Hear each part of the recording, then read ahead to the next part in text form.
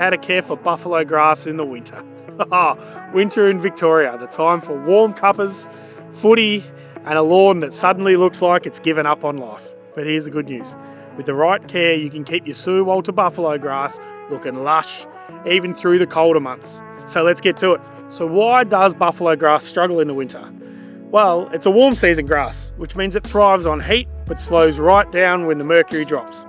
Think of it like your mate who goes into hibernation at the first sign of cold weather.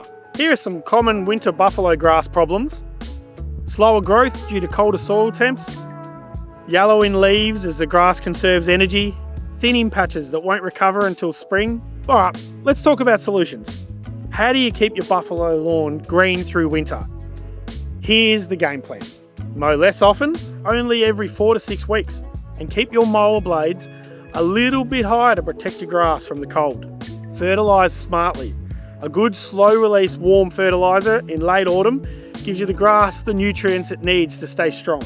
Watch your watering. Water every 2 to 3 weeks, but only if the soil feels dry. Too much water can cause root rot, and nobody wants that. Now, if your buffalo grass is looking a little yellow, don't panic. It's usually just dormancy, but it could also be overwatering, compacted soil, or a lack of nutrients.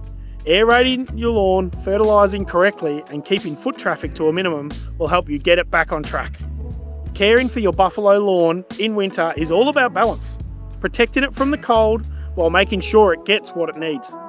And if you ever need an expert advice or top quality turf, you know who to call. Check out Lilydale Instant Lawn for everything you need to keep your lawn looking at its best, no matter the season.